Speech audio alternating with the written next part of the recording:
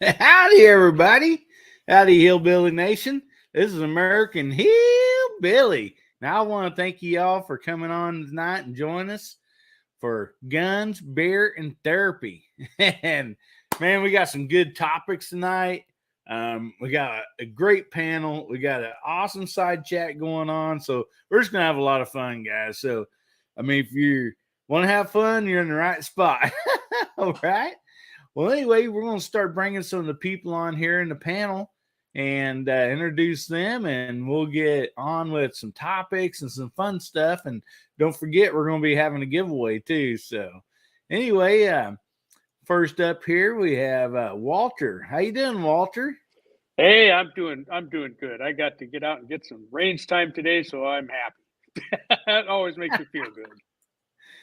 Oh man, yes, that's always exciting. Get out. So like you got decent weather out there today We or had whatever. we had bad weather for a couple of weeks with more rain than the state has seen in probably 15 years. So we had a lot of flooded streets and not a whole lot of casualties. We did have some. Our soil structure and creek beds down here on the lowlands along the coast just have never evolved to handle that kind of water. The Sierra is a little different story, but we did have quite a bit of weather here, and I got rained out of the range 2 weekends in a row. Couldn't get out there because the roads to the range were flooded and closed. Oh my So, goodness. but Well, it's all I'm good glad now. you can make Rain's gone. it. Glad you're making back out there. So anyway, up next we got Mac Man. How you doing, buddy? I am good. I am really good. Thanks for inviting me. Hi, everybody. Sounds like it's going to be a good show tonight. It's always fun on Hillbilly Show. See the side chat already popping over there. So it's going to be good. Oh yeah, man, they're getting with it over there. Yeah, so I had a chance last weekend to go out. I did a lot of shooting. I started uploading the videos so people can see that. I did a sort of a live this morning out of nowhere just to see how it would go, just off the cuff live, and it was good. We had a lot of people on. I told a little bit about my history coming over here. I thought it was quite interesting. Hopefully the guys enjoyed that one. And obviously I got my live Monday night, which is going to be interesting. I got that, we're going to be trimming some of that 3030 brass on that new Henderson trimmer. So that's what I got planned for the next couple of days. Oh, and I'll probably go shooting tomorrow. I definitely going to go out again tomorrow. All right. Yeah, I didn't catch your live when it was on, but I watched it right afterwards. I had a few things to do today and come back in. And I seen you had done a show, so I went and watched it. I enjoyed it. So, all right. Well, see who else we got here. We got Jamie. How you doing tonight, Jamie? Better than I deserve. Thanks for having me, man. I was thinking about you earlier. I was texting Mark, and I was like, Mock, not Mark with a C. And I said, well, I'm fixing to go on Hillbilly's live stream, and I'm like, it just hit me how hillbilly that is to say I'm fixing to. Now, I understand Hillbilly knows exactly what I was saying, but, You anyway, betcha, thanks man. for having me, man. This is going to be fun tonight. So, well, we always try to have fun. And, I mean, hopefully, we'll rub off on you there a little bit. And won't be long. You'll be cooking some chickens and dumplings and all that stuff and enjoying that. And you'll be talking about hollers and hills and all kinds of stuff in your vocabulary. All right. Well, also tonight with us, we got Gene reloading from the hot pot. How you doing, Gene? I'm doing great. So welcome back, my pupils, to Hillbilly Up Saturday Night Live Stream. I love it. Doing good. Thanks for the invite. Greatly appreciate it. Always have a good time here. I didn't make last week. Sorry about that. There was sometimes circumstances just Oh yeah. Don't allow it. But I actually got a video up today, which is with my work schedule is pretty crazy to get done. And tomorrow I got a USPSA shoot. So tomorrow I'm going to go pew pewing. All right. That sounds like a lot of fun. Oh, love it, love it, love it. And you want to talk about being hillbilly? Half of my family's from Hinton, West Virginia. There you go. Born and raised on the base of a mountain in a holler. So I grew up with a hillbilly grandmother. So if you want to take those comments and put them in a poke and save them for later, we'd be good with that. All righty. I sure will, buddy. I like that. Yeah. Oh boy. And then also we got back here, we got Mark with a C and a big easy chair there. Yep. How you doing, buddy? I'm doing great. And I'm going to see if I can't stay awake in this big easy chair tonight. But if I don't, snoring, I'll meet you, okay, buddy? yeah, just mute me, cut my camera off. I'll come back in about an hour, so I'll be good. That's not a problem, bud. We're just so happy to have you here. So Well, it's great to be here. We got up early and went out to the airsoft field for a little bit. My son had a real good time. I got home and got some things cleaned up, did a little bit of decapping, cleaned up some 32 Smith & Wesson long that I want to reload, some 38 special and some 357. And, well, now I'm just here relaxing. it looks like you are, buddy, and I'm glad to have you. Good to be here. All righty. Well, I just want to thank you guys for jumping on tonight. I appreciate it. And we're just always going to have a blast. I had so much fun on Georgia Shooting Connection last night. It's always fun. These live shows are just a blast. There's a lot of great people, great community. And I mean, I personally am so thankful that, I found everybody, and got into this community because I just always have fun. It's just a great bunch of people, and I just really enjoy it. And we have an awesome side chat going on out there too. So anyway, I want to jump over here and say hi to everybody out here in the side chat and welcome you all. And sorry if I can't call you out as you guys come on. I see you and I appreciate you so much. But until I get better at this, I just don't think I can do that many things all at once. So I tried to highlight all the comments to let you know, hey, I'm seeing you and I appreciate you all being here. So first in tonight, we got Grim90. We got Rick Perry from the Flatland. We got G23. G23, I sent you a link there, buddy. So if you want to jump on, you're more than welcome to. We got Viejo, Walter out there and in here. We got Tommy Gunn. How you doing, Tommy? See, we got M. Gabriel. Glad to see you, bud. We got JH. We got Jamie out there and in here. We got MacMan also on the panel and out there. We got MCK. Glad you can make it, buddy. Let's see who else we got here. As I'm scrolling down through here, we got Mark Thomas out there and in here. We got Ozzy Orsborn. Sorry about that, buddy. He says, ow.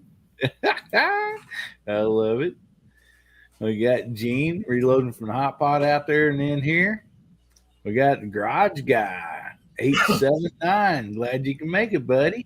We got Angry Sarge. Glad to see you. Guns and Barbecue. Glad you can make it. Keith Gregory. See, I'm hoping I'm not missing anybody. I'm going down through here.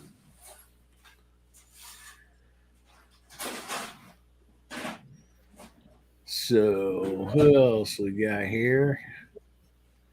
Oh, we got Gizzard Gary. Thanks for jumping on. And guys, if I missed you, I really apologize. I hope I didn't miss anybody out there. So so the first topic. Before we get out started on that, also if you want to get entered in the giveaway, make sure you hit hashtag HBN10, and that'll put you entered in our giveaway for tonight. So be sure and do that. And so anyway, what we're going to start out talking about is this right here. We have Moondog. He's going to be jumping on a little later. He had some stuff at church, so he's going to be on a little bit later. And he had a couple topics that he was kind of wanting to talk about tonight, and so we'll save those for when he gets on here. But this kind of goes right along with it. So we'll talk tonight. First topic here: what's the best defensive pistol or caliber that you would suggest for somebody that's new, somebody that's beginning? I assume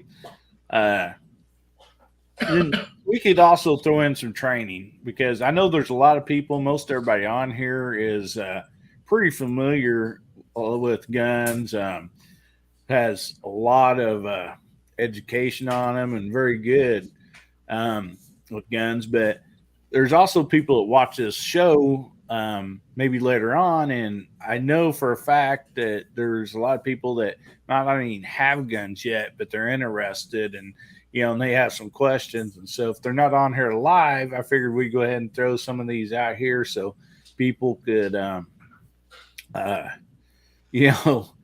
see 600 Nitro Express revolver. That's real good for a beginner. All right.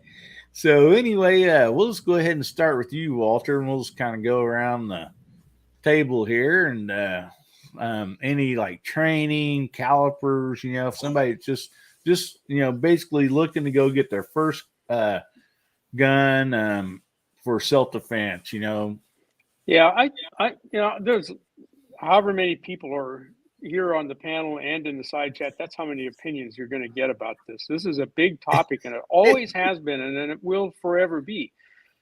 My personal opinion is that you run what you brung. It's not so much about caliber rather, as it is with your proficiency with that firearm. And when it comes time to select it, if you're a new shooter and don't yet own a firearm, then I think your first move is to go to a class and get some training and get some familiarization with how different types of firearms work, and learn the difference between a revolver and a semi-auto and so forth, and learn about that a little bit, and try to shoot some firearms of different calibers and see what you can handle. Some people are real comfortable with a 45 ACP round, but that might be too much for other people. And I think you also have to ask yourself, what situation am I going to be in when I need to defend myself? Am I going to be away from home, outside, or hey, sweetie, we see you down there. And, are you going to conceal carry? And if so, are you a bigger person or a smaller person? Are you going to carry inside the waistband, outside the waistband, under your shoulder? There's just a lot of options that you need to think about first before you go buy the firearm that fits that scenario. If you're like me, I don't conceal carry. I could. I mean, I live in California, and we just now in my county got to the point where if I want to jump through all of the necessary hoops, I could go get a concealed weapons permit, but I probably am not going to do it. So where am I going to need to defend myself? Where am I going to be when I'm around a handgun to defend myself? It's going to be in my house. And so there's a firearm, and I won't tell you what it is, that's laying on my bedside table, and it's locked and loaded and ready to go. But that's me. It's a 45. Okay. and that's a big round, and I'm familiar with it, and I can handle a firearm, and I can shoot it straight. But that doesn't happen right out of the box. So I think I'm going to say, get yourself to a class, shoot some different firearms, learn how to shoot, learn the differences between the different firearms and what is it when we talk about caliber anyway. And I would think somewhere between a 380 ACP and a 45 auto will be where most people will fall for a caliber for a concealed weapon carry type of handgun for self-defense. And again, your mileage may vary, and that's my take on it. It's obviously it's not a very fine point on that that I've placed on that, but I don't think you can sharpen it a whole lot deeper until you actually get in there and dig in and start finding it out for yourself.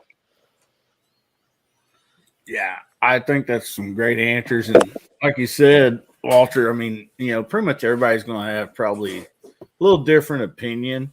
And I think I think that's good. I mean, we're all different people. And, there might not be a certain right or wrong in, different people's eyes, but this is good because I think there should be a lot of possibilities and suggestions and like what different people have to say about this. So if somebody's curious and looking for it, they have different perspectives to go on. And so anyway, I really appreciate that, buddy. And Mac, man, we'll go to you next. I'll just back up what Walter said. There's a lot of good there, what he said, but a couple of things that I would add.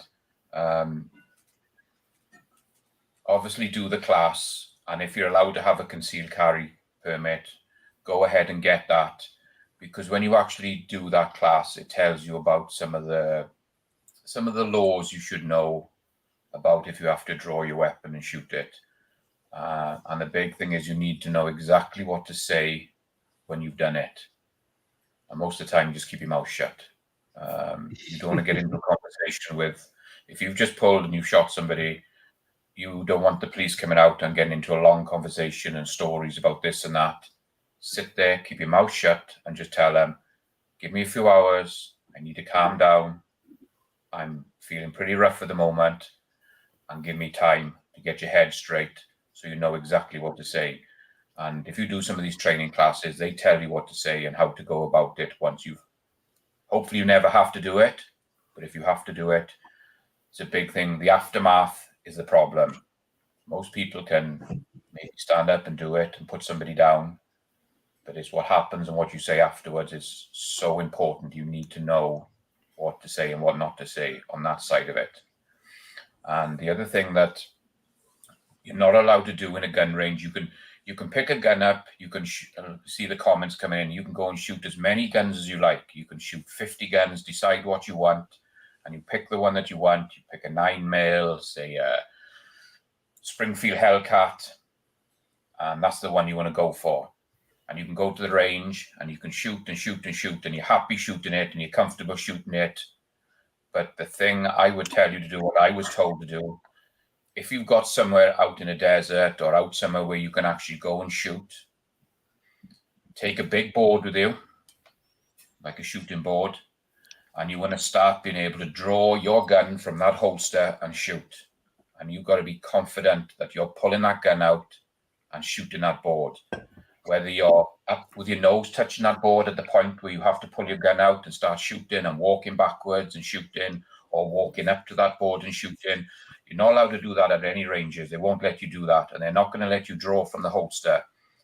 So there's no point having all the training, all the knowledge, but when it comes to it, when you draw that gun from your holster, it's a completely different story. So you need to be out training.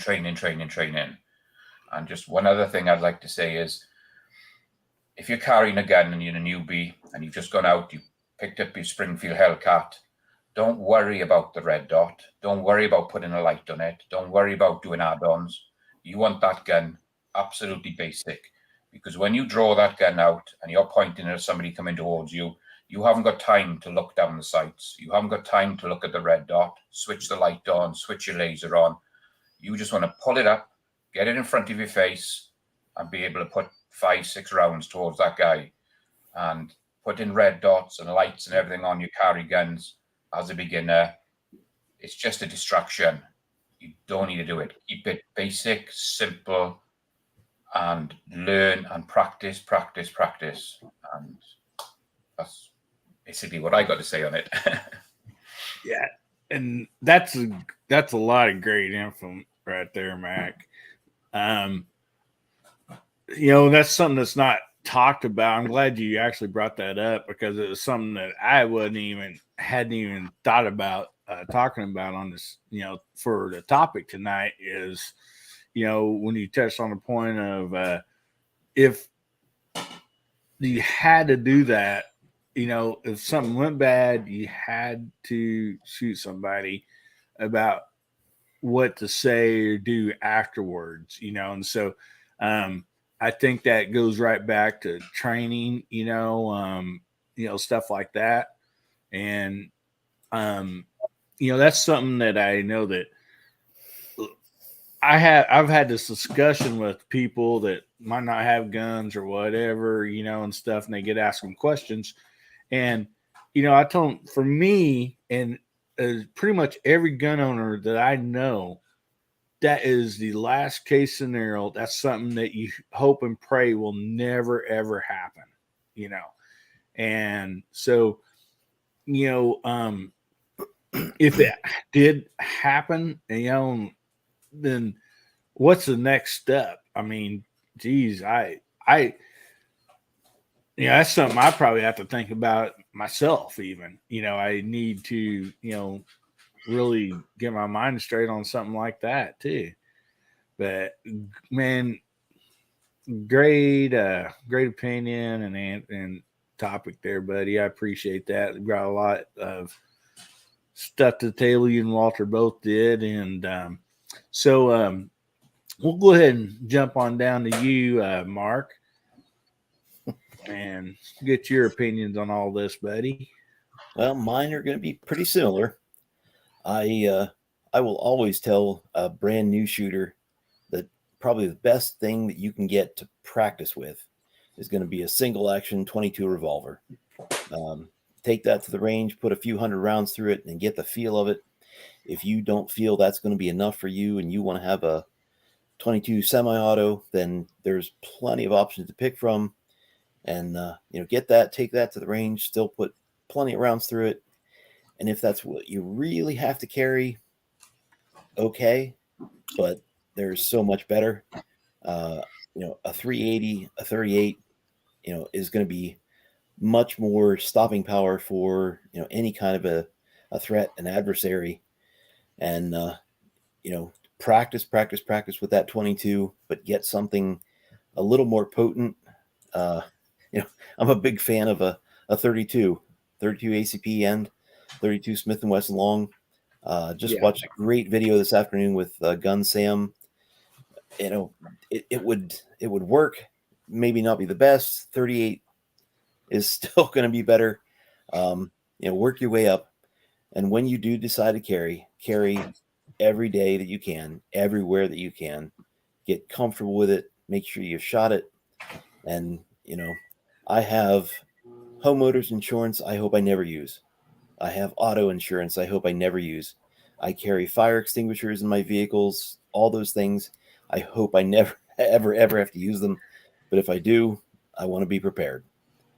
And, if and when that occasion arises that you use your firearm defensively, and GGW had that perfectly. If the police arrive, I want my lawyer. I reserve the right to remain silent. I want my lawyer. And even when you call 911, don't say, I just shot somebody. Say, there's a person who's been shot. You're going to need police and ambulance here right now. Give your name and location. That's it. That's going to help your case in court much later, a whole lot better than, I just shot somebody. Don't say that. Yeah, man. They're probably on my part. That's great, great advice. My part would be a lot of probably cussing and crying and whatever, And so, You have to it's- rein in those emotions. Oh yeah, yeah. Great advice there. So, Gene, what you got to say about this, buddy? Well, the first three have already said pretty much everything that is right. A brand new shooter coming into it, I would recommend a 22 of any flavor, revolver, semi-automatic, whatever it may be, even a rifle, just to get them acclimated to the explosiveness of a round.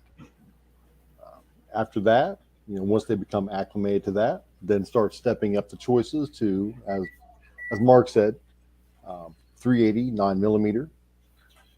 If you want to go the other route, you can just get the most perfect handgun caliber ever, a 10mm. And if you can become acclimated to shooting a 10mm, the rest of it's cake. All right? You can become proficient in anything if you can handle a high point 10mm. That's it. But with all seriousness, what Mark said and Walter said and MacMan said, everything is completely correct. Find something that you can work with. Start with something you feel comfortable with to build the confidence. Then pick something that you're going to carry. Practice with your carry. Many, many rounds through that. Many. I still go through a lot of rounds through my carry gun every time I go to the range. I have it on me, and I'm going to shoot it because I want to stay familiar with my carry. Even though, I shoot competitively, I shoot thousands and thousands of rounds a year, but they're different firearms. They handle differently. I carry them differently. So I practice with each one as I use it. I practice drawing from my carry holster. I practice drawing from my competition holster. I just spent an hour and a half downstairs in the basement practicing with my competition gun on mag changes and holster draws and target acquisition. That's very important to do with your carry as well. You need to be acclimated to what you have, but make sure what you have fits you. And everyone's different. It doesn't. Some people become the brand snobs where it's just this gun. Well, that's fine, but what about the other ones too? Maybe there's one that fits you better than that brand that you're so stuck on. Yeah, you got to be comfortable with that firearm and have a feeling of trust and confidence that firearm is going to work when you need it. And that's what comes from the practice, like Gene's talking about, shooting that thing as often as you can with different kinds of ammo, and particularly the ammo that you're going to carry in it, and shoot it enough so that you don't even need to think about, is this thing going to go off when I pull the trigger? You don't want that thought floating around in your mind. So trust and confidence with your firearm is important. Yes, absolutely. Trust and confidence. It doesn't matter if you're carrying a 22 for self-defense, carry a nice round. There's a lot of really good 22 rounds out there. And I'll tell you what, I don't want to get shot with a BB gun, let alone 22. I mean, come on. You start firing. If you get into a situation where you have to pull a weapon out and use it, it doesn't matter if it's a knife, a gun, pepper spray, a tactical pin. As I throw it on my lap, a tactical pin. If you got to pull your tactical pin out, can you use it? Do you know how to use it? Do you know what each end is for? All right, because this is still a weapon. So you need to be acclimated to how to hold this to defend your life or yourself or a loved one or someone else with a pen. Yeah, I totally agree with all that. That's some great points there, Gene. It really is. And I don't know if we say the best for last here, Jamie. I doubt that. They took away everything I was going to say. No, seriously. What I think the best thing that a new shooter can have is like what we tell beginning reloaders, same thing. You need a mentor. You need to visit a lot of gun shops. You need to visit a lot of shooting ranges. If you have a friend that has multiple handguns that you can try an extended period of time, maybe even more so than at a range. But go to a lot of gun stores. Any gun store will let you hold a gun in your hand, see what fits, see how the balance is. And bear in mind that you don't have a magazine full of loaded rounds inside the palm of your hand when you're holding that gun at the store. So bear in mind it's going to be heavier in the butt, and see what fits, what balances. What's important for me is that when I put that gun up, I don't have to manipulate it to see the sights and stuff like that. But you've heard the old adage, fear the man with one gun. That's because he's shot that gun. You got to go and you got to train. You got to practice. And that's getting more and more expensive these days, as everything is. I mean, breathing air, living life costs more money than it did 3 years ago. But Yeah. Some people like revolvers. I think a revolver is a logical choice for a new shooter that's wanting to defend themselves because it's natural. It's point and shoot kind of gun. You know, you don't have to put a magazine in the handle, rack a slide, none of that stuff. You just pick it up, point it, and shoot it. And from that sense, it's easier, but it's like anything else that you do. All right, like I can get you in a nice Taurus for $350, 38 special.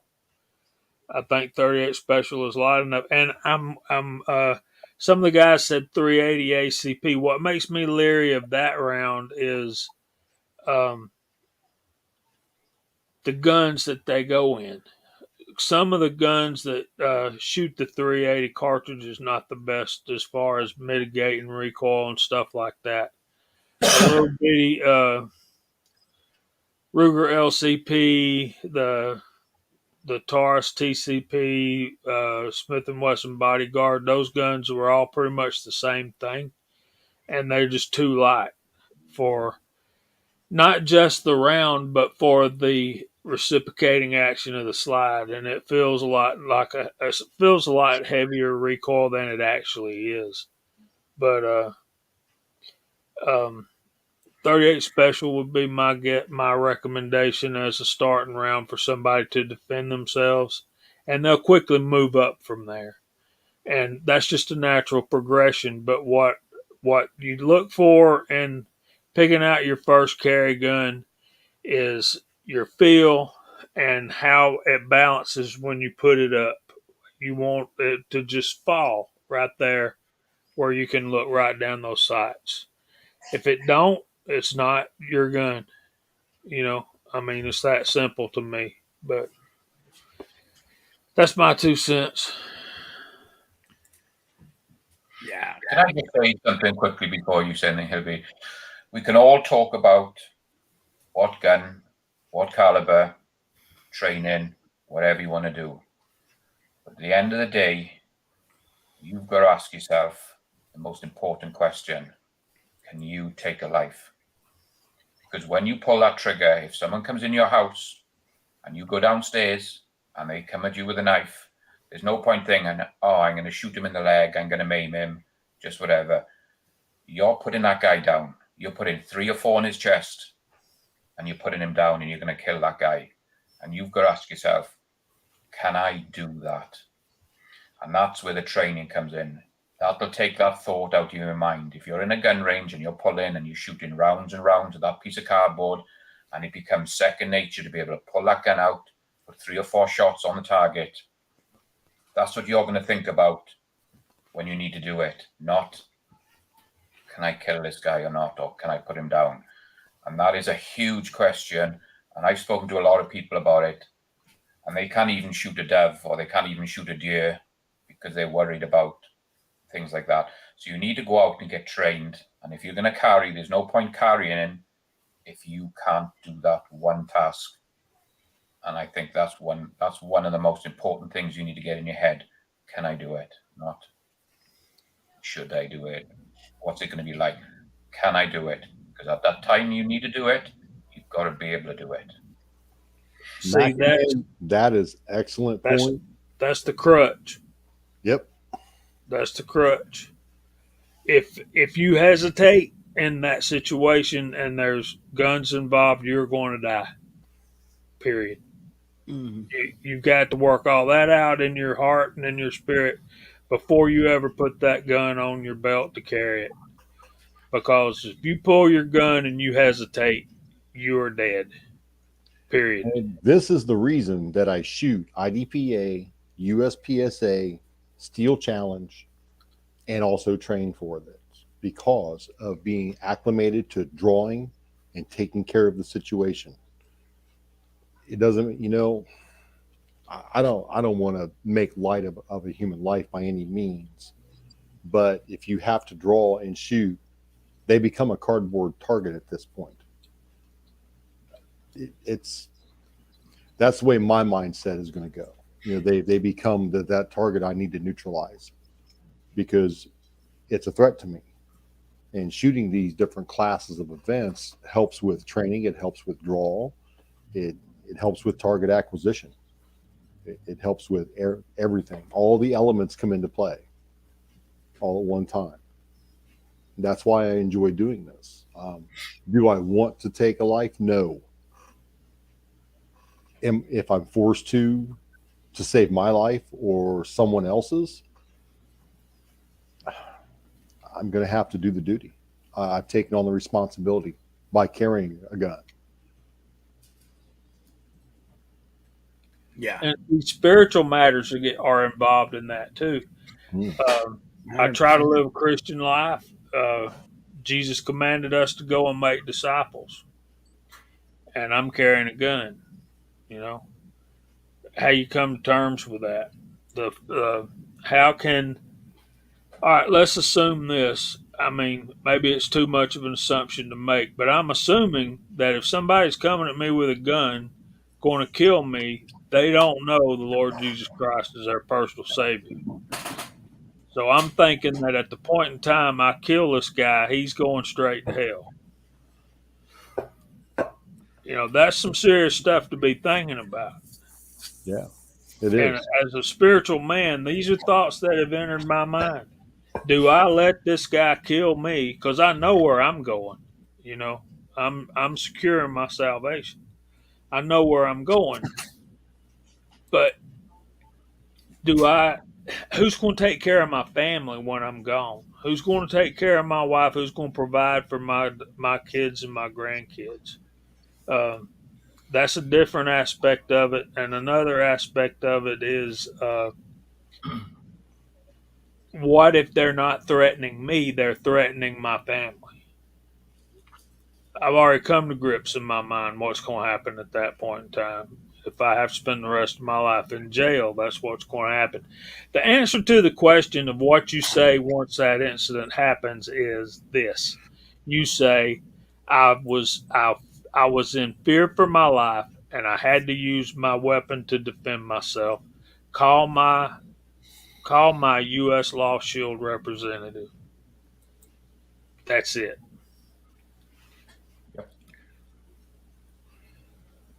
Yeah. Yeah. That there's so much great points put out there, guys. I mean, I appreciate all this. Oh man.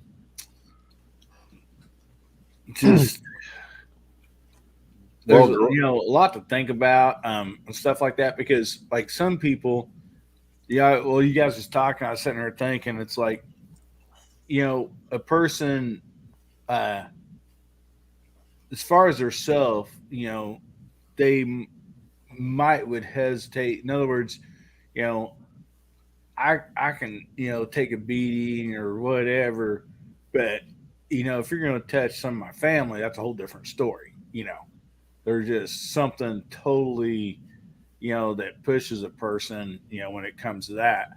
And so, like, if he's talking here about, well, you need to be able to do that, and to be able to make that choice.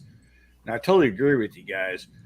But then also, in the back of my mind, I'm thinking, well, you've heard stories or people that like would never do that. Maybe hurt something or somebody else, or an animal, whatever it is. But when it comes to the point of protecting a loved one, that goes out the door. And so I think with the training, the safety aspects and everything, I believe that there's always a great choice to be trained, and and just like all we've talked about, something you're comfortable with, and all that, and hoping you would never need it.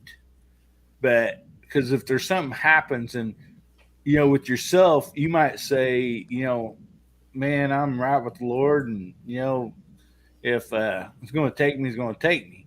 But what happens when that threat's upon one of your family members?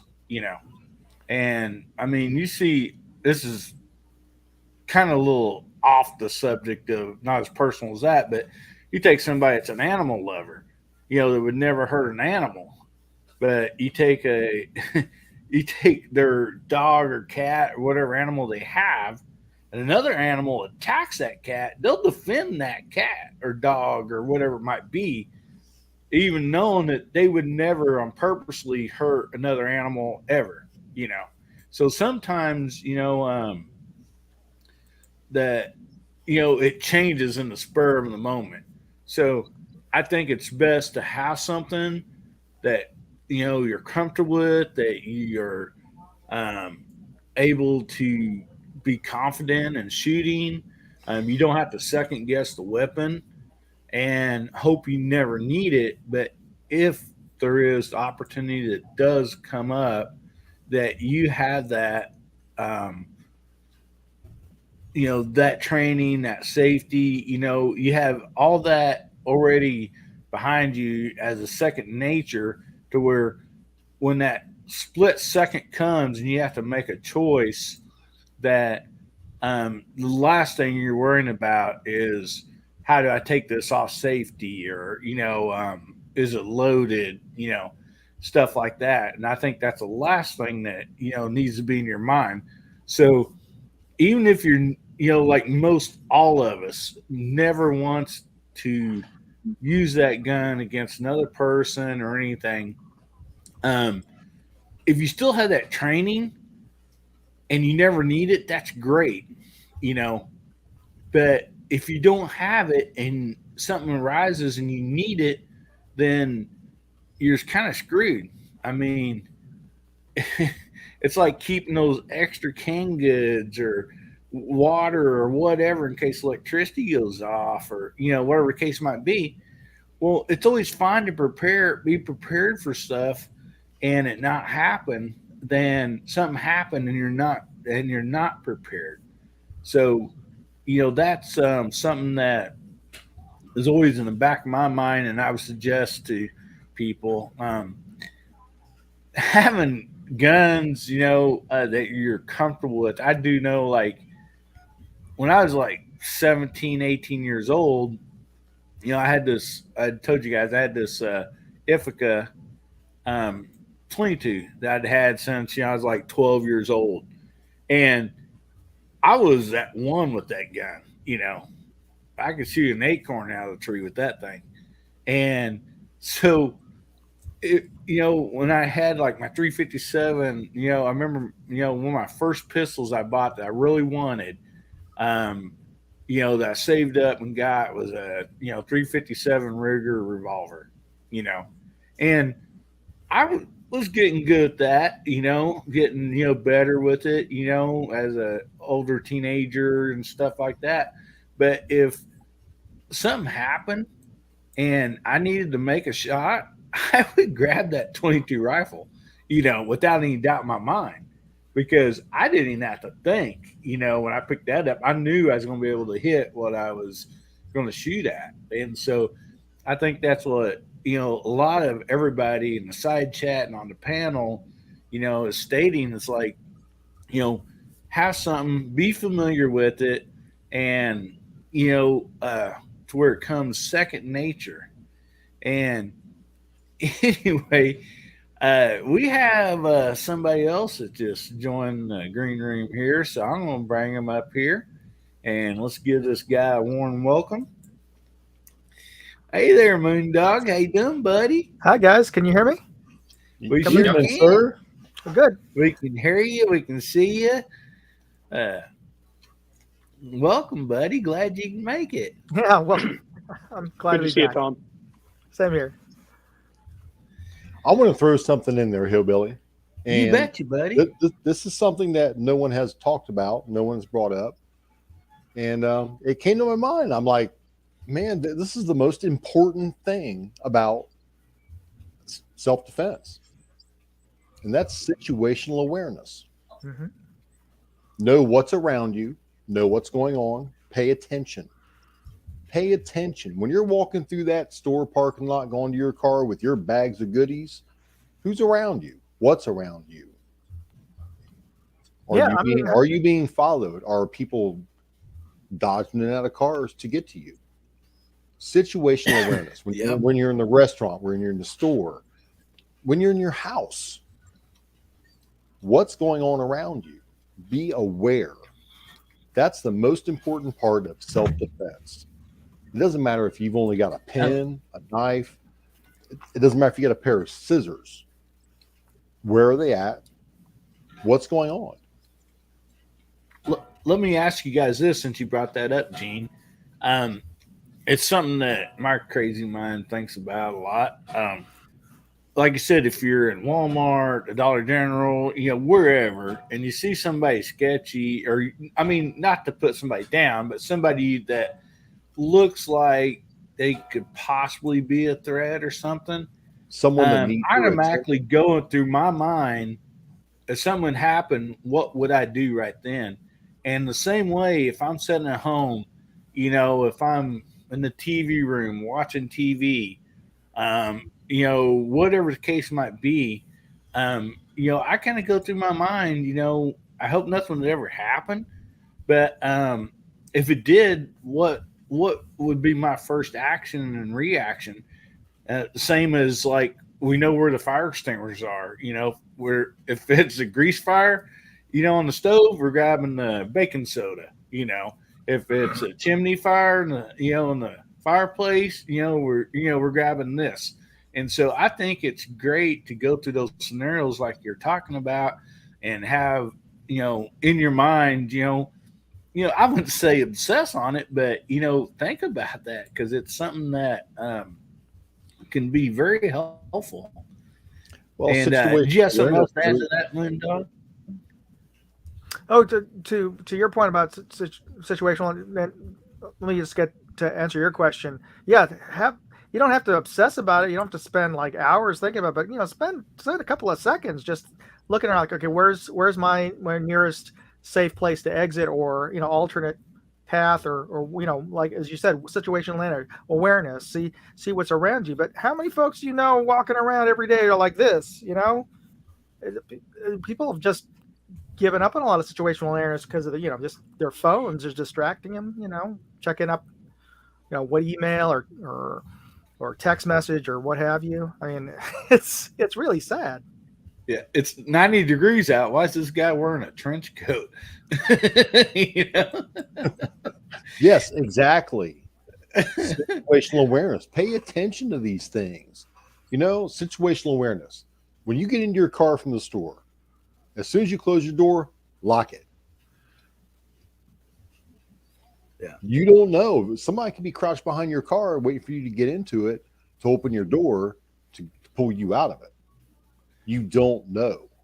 So I make a habit and a practice of doing little things like that. And I've got Ms. Hotshot doing those same things, paying attention to what's going on. Look around you, 360, head on a swivel 24/7, and hopefully it serves you well.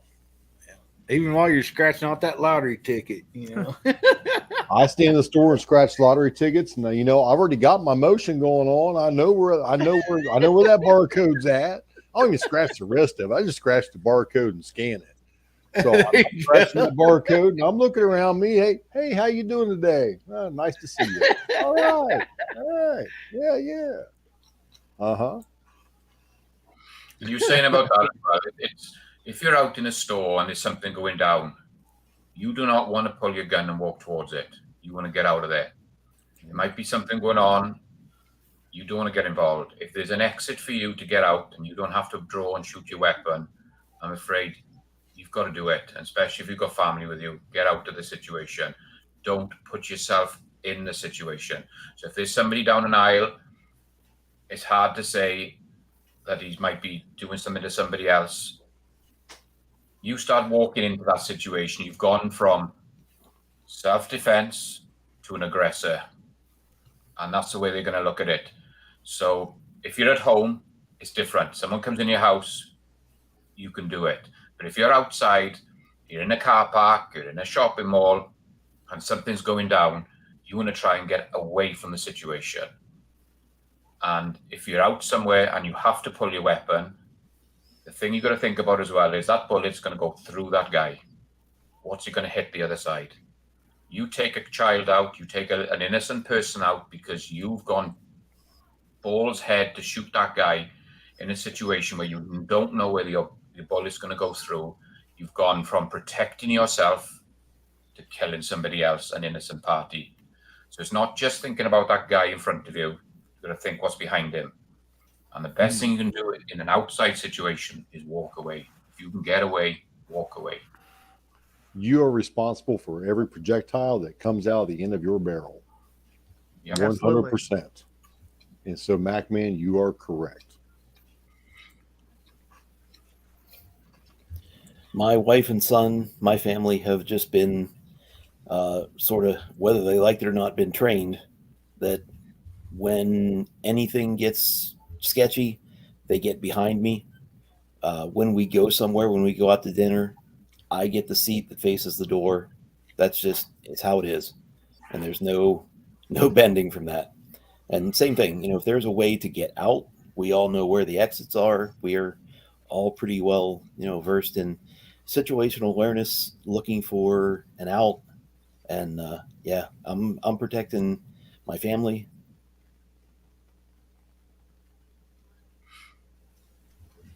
Others, I will, but my family comes first. Abigail has said that saying that if you can see someone being attacked or murdered or whatever, but what you're going to think about, Abigail, is you are going to be the aggressor. You walk into that situation, you are now the aggressor. You can't say, I was in fear for my life. You have walked into a situation to help somebody else. Then it's down to the court to decide whether you're a murderer or if you were trying to defend. And that's a real sticky situation. I know it's hard to do, and no one wants to do it. But if there's a way out, and that attorney looks at you and says, was there anything behind you? Could you have walked that way? Could you have got to the door? Did you have to walk towards that guy and shoot him? You're going to lose every time. So it's really hard, but you've got to think about yourself as well, because you could spend a lifetime in jail for helping somebody when you had an exit. And I know it's not the perfect situation, but it's a situation you're going to be in. There was the kid that shot the gunman in a mall, and he was it 40 feet away? Yeah. And He was 40 yards. Or 40 yards. Yeah, he was 40 yards. And that was impressive. Very impressive. And he decided to defend other people's lives from a gunman who was firing radically into a crowded mall eatery area. and he was determined to be within the rights because he saved more people, than could be counted, at that point in time. So there's two sides to that, Mac man. There's being the aggressor, and then there's actually helping a situation and neutralizing a situation from someone who is committing a mass murder. I hate to say that. Well, you know, Who was taking multiple lives at one time. So he neutralized that situation and was commended for it. But that is a rare case. but a lot of that has to do with where you're at the particular situation what occurs, your geographical location. Yes. and Ohio, your capabilities. Ohio is very open with the gun regulations and the rules and the laws. And if that happened here in Ohio, I would say chances are that if you did it correctly, you would be justified in your actions. We have a right to defend our property. If I'm out in my backyard and someone comes into my yard and threatens me, I can drop them in my yard. That's it. As long as I can prove I was in the right and fear for my life because I was being accosted, I'm good to go. So we don't have to hide, to run, to seek the nearest exit, and that's not in our laws in the state I live in. Whereas us two in California, it's a totally different story. Yes. And it also depends on who's the DA at the time, whether or not they want to make a name for themselves to go after you for, endangering all these innocent people, and vilify you. I mean, heaven knows. Yeah, there's that aspect too. See, where I live, if say a man is assaulting a woman with a firearm, shots have already been fired. In my town where I live, or in my county, in town's a little different. See, that's what G23 said. It all depends on the state. It's more generalized than more specific than that even, G, in my opinion, because if that happened in downtown Atlanta, oh Lord, you'd be roasted in the news, you'd be a vigilante, you'd be part of a terrorist cell and all this kind of stuff. But if it happened here in my county, they'd probably have a parade for you down Broad Street. I mean, it's so. And I hate to say it like this, but what it boils down to, what it comes back to, is the divisiveness that's so inherent in our country right now. You got the ultra liberals, gun hating people, and you got the conservative 2A people and all that kind of stuff. So, yeah, man, it's sometimes it can be more specific than just what state you're in. That's definitely the situation here in California. I live in Santa Barbara County, which is very, very right-wing, strongly Democratic blue county. Next to impossible, even after Bruin, to get a concealed weapons permit. I mean, the sheriff now has to issue them, but he is exacting as much revenge as he possibly can from you before you get said CCW. All the fees, it just takes about a year to go get the CCW. County 10 miles away from me is San Luis Obispo County. Oh, and they've totally got different. They got a great sheriff, and he's a sheriff, and a great guy. I know him personally, and everybody carries there. Or even further inland in Kern. I mean, yeah. Yep. So it's very, very geographically specific, even within a particular state, as Jamie was saying. And it shouldn't be. Yeah. Yeah. Yeah, I mean, it's like here in Missouri, we have a, stand your ground law, and so, each, like you said, each city, each state, there's some different, stuff. And and it's really, strange that there's not more of a, just a straight line of the law, but that's just how it is right now. So, There is a straight line of the law. It's the U.S. Constitution. yeah, It appears that a amen. lot of states and municipalities do, although they take the oath of the Constitution when they retrieve office, they do not abide by the Constitution.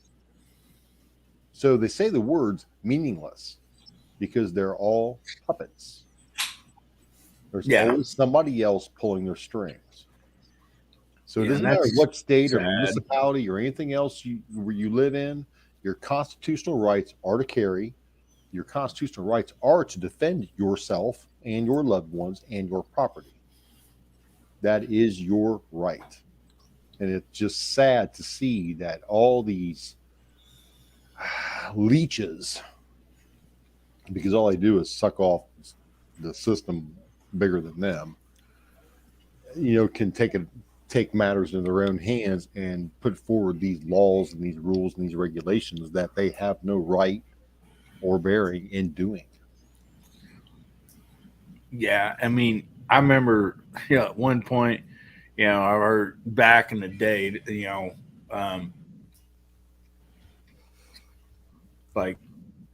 if somebody was going to break in your house or whatever, make sure they're in your house and not on the front porch, because that, that's a different, would be a different,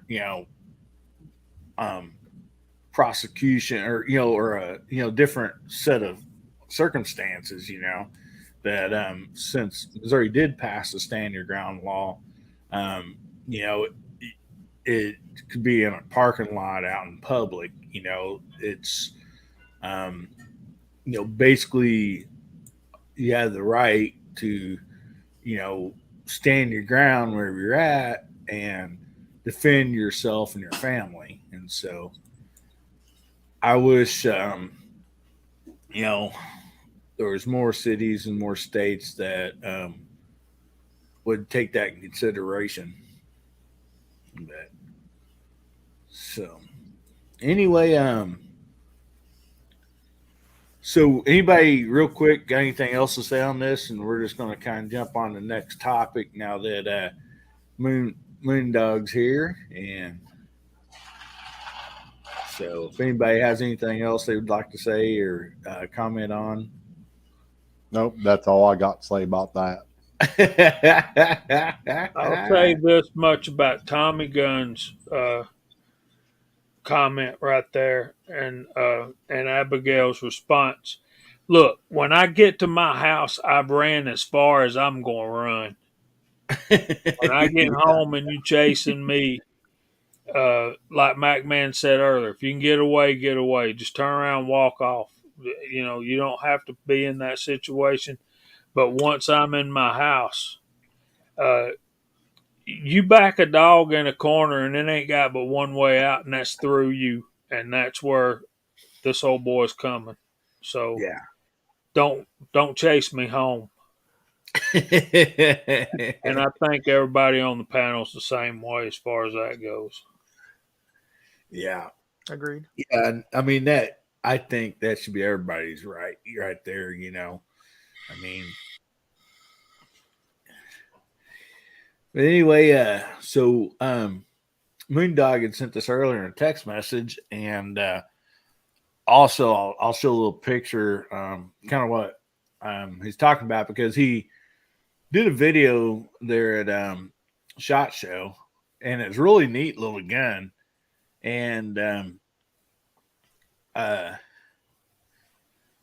anyway, I'll show a picture over here in a little bit, but this is kind of what brought up this topic here. So I'll bring this up here in the banner. We're talking about oh wait, I'm sorry. I just hit the wrong one. Okay. 22 long rifle as a self-defense pistol. And so, we'll kind of throw these two. I put them in two separate deals, but so the first one is it a waste of time to consider a 22 long rifle as a self-defense pistol. And then the second part of this is it reliable and is it capable? And I didn't comment earlier. I think it's Gene that said didn't want to get shot by, even a BB gun. Well, I've not played airsoft, but I did play paintball a lot. And I don't want to get shot by paintball. Oh, it's not fun. No, it's not. Especially ours, when, we did our own, deal in the woods, and there were, even though we had a deal to measure how fast they were going, we didn't, we didn't have a certain speed, that they could be. And I mean, they'd leave whelps on you, and you did not want to get shot. Especially this time of year, if you're in really cold country, because that they kind of freeze up a little bit when it gets really cold. Yeah, we kind of few of the guys keeping them in the cooler, so they'd be nice and cold and hard. And, I mean, I've seen them shoot right through ponchos and stuff, But my answer is I definitely don't want to get shot by anything, let alone with 22. I have my youngest daughter. She actually is carrying a M&P Shield 22 long rifle. We got her some good ammunition for it for self-defense. That's what she's comfortable with. She will shoot other guns, but she is so comfortable with that gun, and she can hit bullseye every time with it. I look her and my wife and feel like I got this 380, and I thought it might be something they would like better, but they really, none of them like the 380. They Really? said they didn't like the recoil on it. It was too small, even though like their hand is way smaller than mine small? is. Oh. Yeah.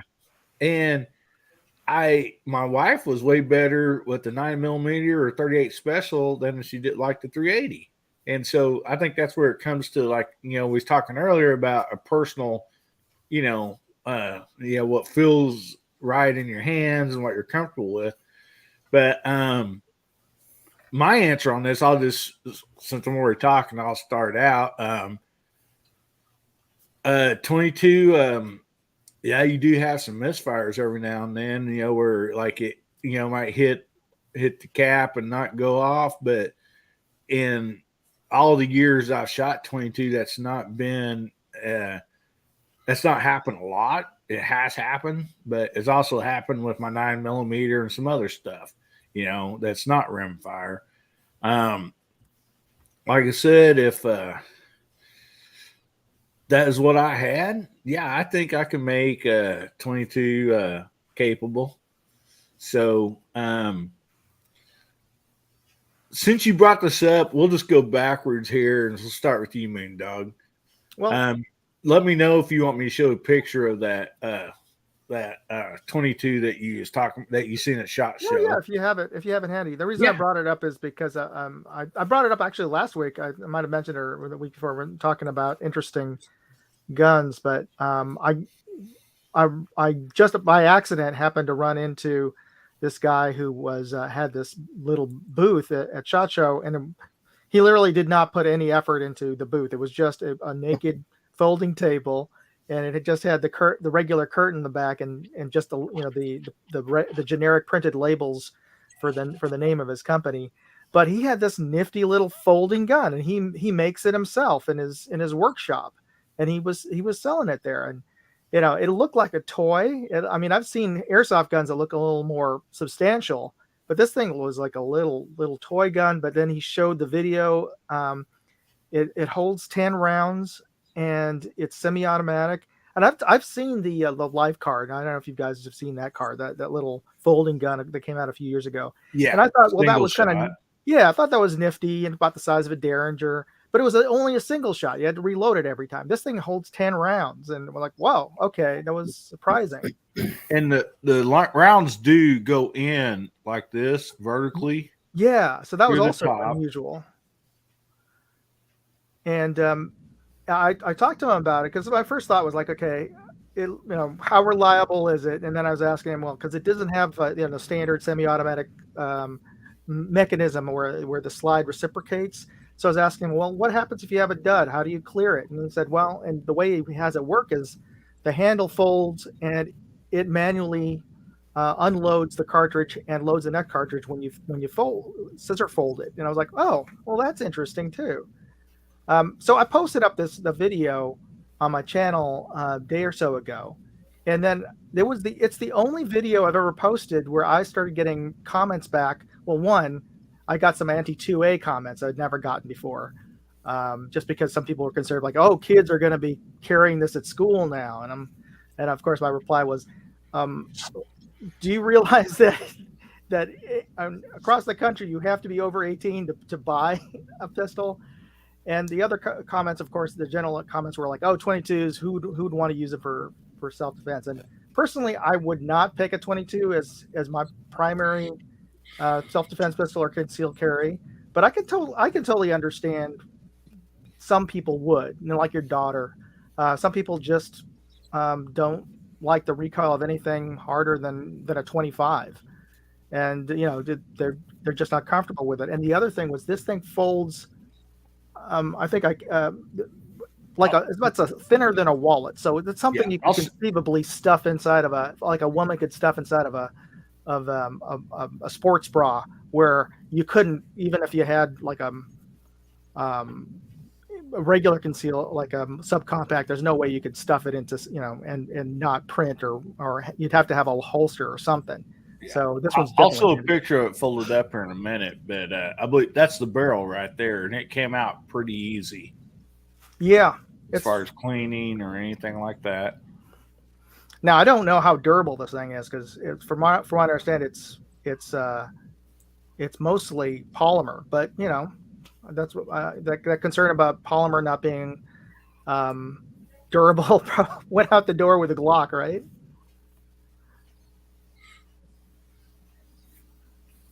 Yeah, that's really interesting. I didn't see the video yet. I watched so many, but I'm going to have to go back on your channel and watch that video, because that looks very interesting. It is the most interesting looking gun I saw at the entire show, in terms of I've never seen anything like it.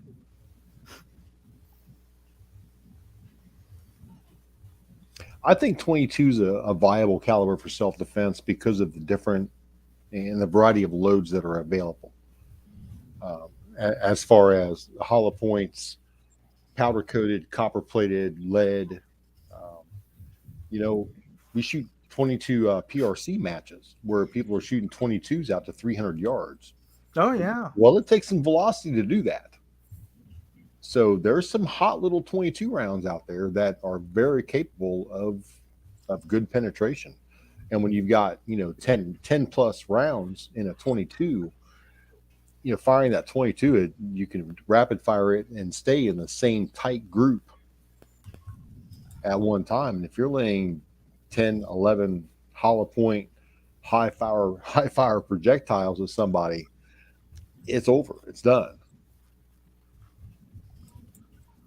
That's my opinion. Okay, I got this picture. It is buffering on me. I'll show the picture folded up here now.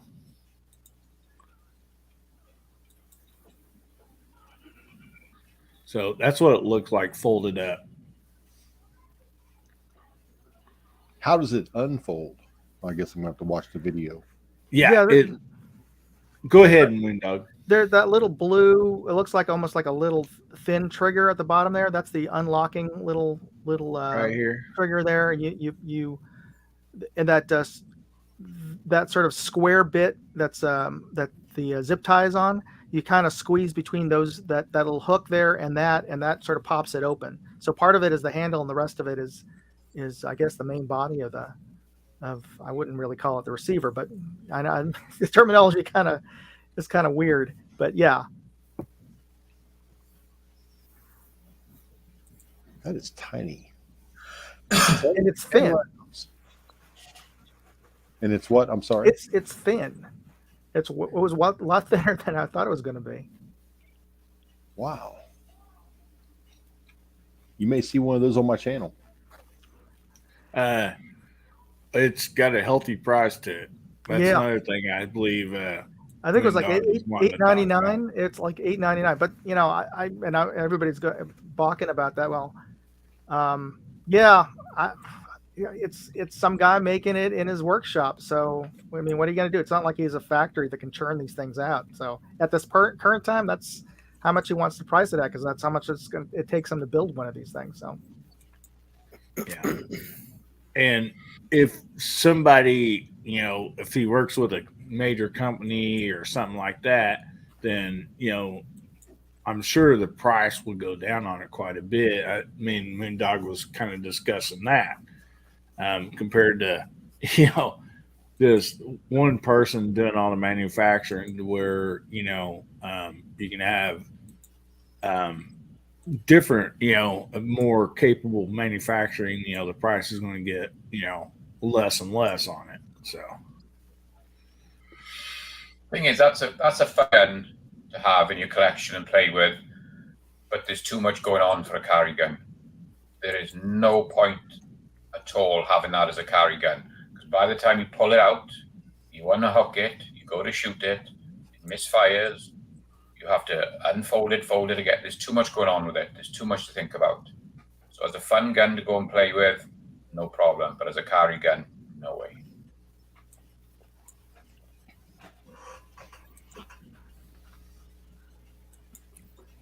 Alrighty. And I definitely see what you're saying there, Mac, man. The thing that I found interesting about that particular gun right there, and one thing about the life card I wasn't never really, that didn't impress me much, was just the single shot and then having to reload it. Whereas for years, they had those little 4-shot revolvers, that at least, you had 4 rounds or whatever. Something like this, I think that maybe this might be just a beginning of something to where, this guy actually has a semi-automatic that small. And so they're, which I understand, like you watch the video, that guy opened it up pretty quick. I mean, he said, he built it and he's trained on it or whatever, but it did take him just a split second to open that thing up. So, but I think it might be a start of something that we might be seeing more of, maybe. And so I think that's probably, that's one of the reasons I want to talk, kind of talked about that, that Moondog brought up, is, 22 capable of self-defense. And so, anyway, Jamie, let's go up to you and we'll just go backwards here. Well, I think that's a cool thing and all that. I wouldn't carry a 22 because it's capable, it's lethal. It's just not effective. Like Abigail said, she nailed it. I think in our carry weapons, we want to stop a threat, and that threat, you can shoot somebody with a 22 unless you're getting headshots. You're not going to stop the threat, although they may die later. But you understand what I'm trying to say? Yeah. You need to box them backwards. When that projectile hits them, instead of just going through them, you need something to stop them and knock them back. Or bounces around. But I'm getting really tired, so I'm going to sign off, and I think Gene's got to shoot tomorrow. So And that's what I was going to say. I was going to go to you and Gene real quick because I know you guys have to get off here. Jamie, if you want to tell a little bit about what you got coming up real quick before you got to get off here, and we'll go to Gene and get his opinion on this and let him pitch what he's got coming up too, buddy.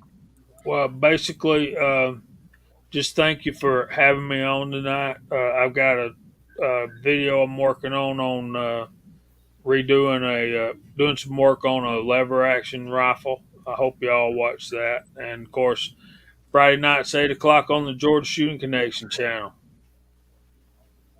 All right. It's always fun there. I always have a blast. So if you've not been to the Georgia Shooting Connection, man, make sure you catch that because it is a lot of fun.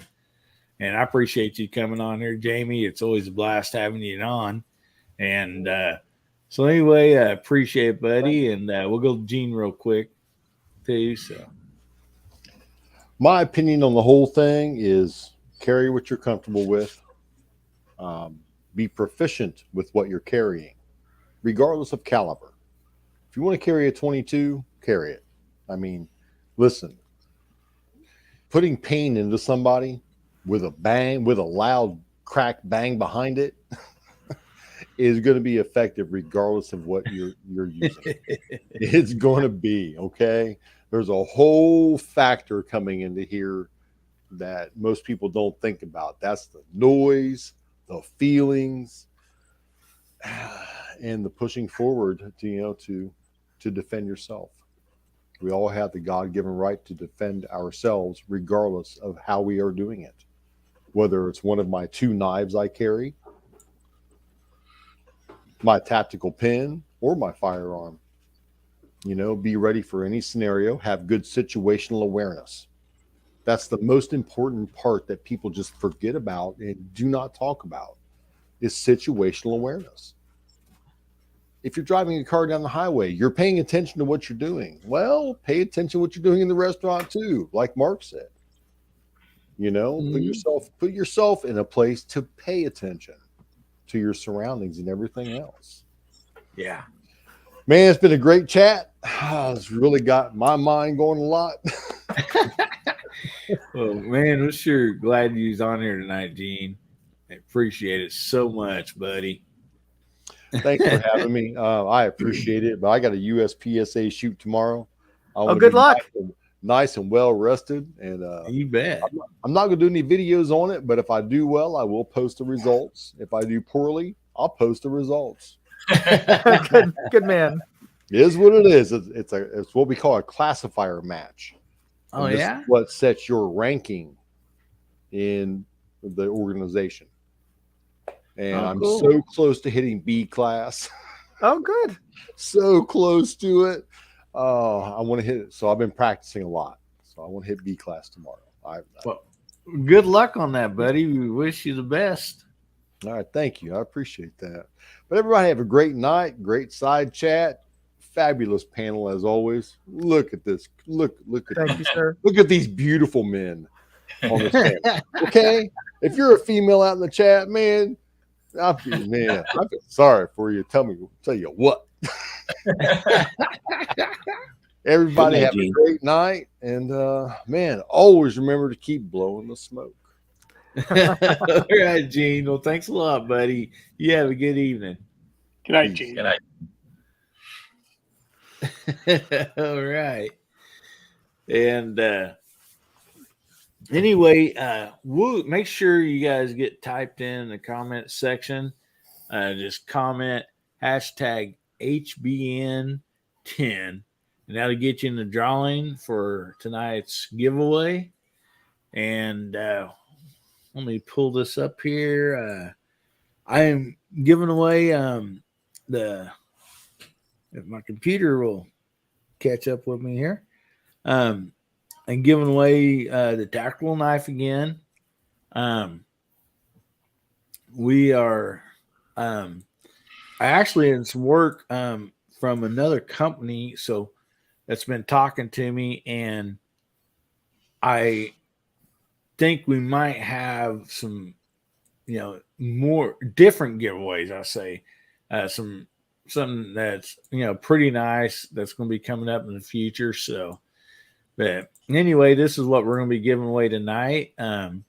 It's just a handy little tactical knife that it's great to keep in the range bag. And the console or whatever, it's got a glass breaker on it, a fire starter, a flashlight, a bottle opener, just several things like that. And so, anyway, it's just a dandy little thing to have, and so make sure give everybody a chance to make sure they get their hashtags in here.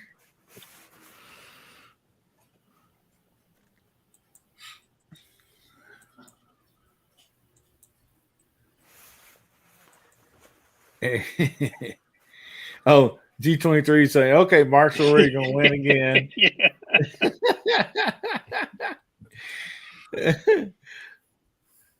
Well, Mark was nice enough when he won last week. He spun again, and somebody else ended up winning. So anyway, but yeah, we'll go ahead and share the screen here, and we'll get this given away tonight. And this actually that comes in 4 different colors too. So you'll have to email me, and it comes in blue, green, black, and red. So make sure you get my email. Here, let me go ahead. While this is going on, I'll go ahead and put my email up there. So email me here, the.real.american.hillbilly@gmail. So let's go ahead and Ozzy says he's feeling lucky. Let's see if somebody can beat Mark with a C this week. Ozzy, Ozzy, all right. He said, Good job. Look at this. Look at this comment right here. You put that up before the spin. He did. Congratulations. Ozzy, you get yourself right down to the local Stop and Rob and buy yourself a lottery ticket tonight.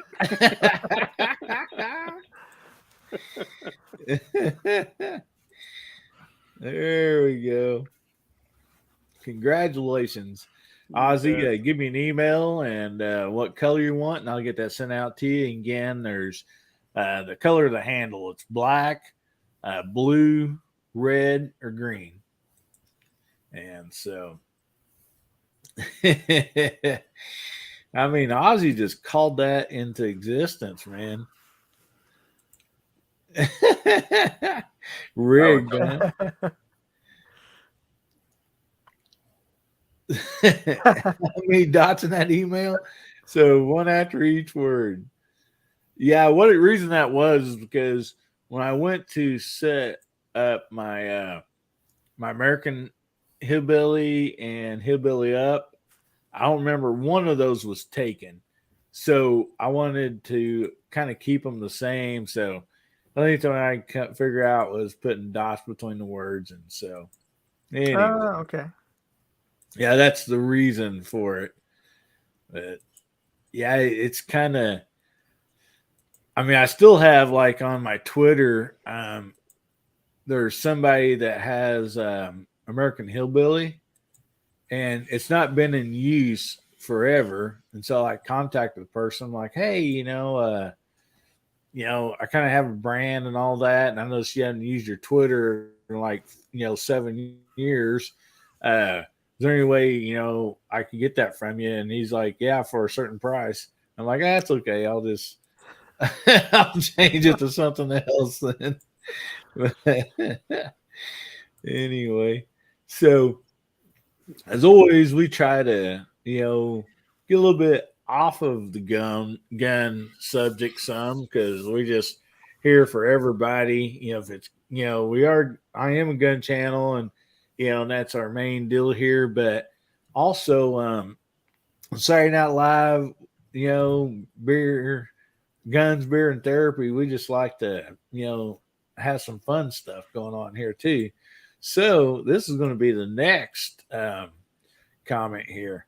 We're just going to go off here and go around the panel and ask everybody in the chat. So what's your all-time favorite game show? I mean, that's something. Everybody should have an opinion on that. And if you're like me, you probably got more than one. And not very many of them's new. Most of mine were older ones, you know. So Yeah, are there any new game shows? I don't really know. I think Oh. there's a game show channel, but Oh yeah. I don't know. So I think my favorite one was always Jeopardy.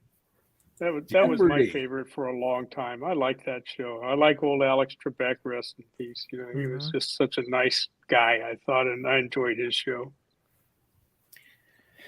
Richard Dawson and the Old Family Feud. That was a good one. Yeah, it was. Yeah, That Kiss the Machine. Yeah, Richard Dawson. You remember? You know, he was on Hogan's Heroes. Hogan's Heroes, yeah. That was one of my Yeah. favorite shows ever. Yeah, I know nothing. I know nothing. Yeah. Oh man, yeah. That's something else. Is the old sitcoms too, man. But the Price is Right out there. The Gong Show, Emery says, yeah. Wipeout. I forgot all about that. Oh, yeah. What was that? What was that? What was Wipeout? That It wasn't was the one like with the. a speed question, wasn't it? That was one of the big machines that knocked people off stuff. Oh. Oh, is that okay? That's okay. Oh, okay. And then here's one of my favorites growing up: the Gong Show. yeah. I mean, Yeah. Was it Chuck Barris? Bar- Wasn't that the host name? I Paris, believe? yeah. hmm Yeah.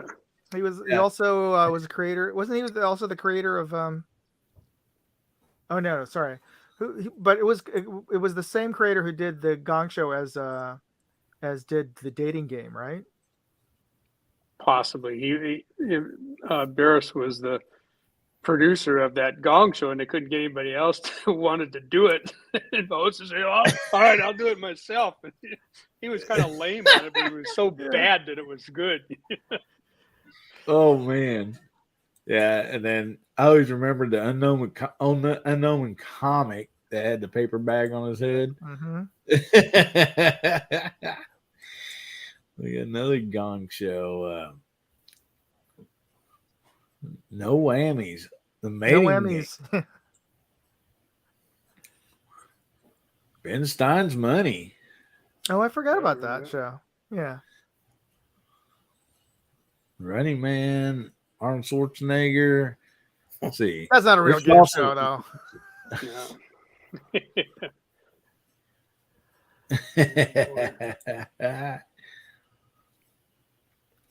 Oh yeah, I forgot. I don't know what the name of that. It was New York, where you had the shopping cart and Oh yeah, you had to the go to the massive store prices.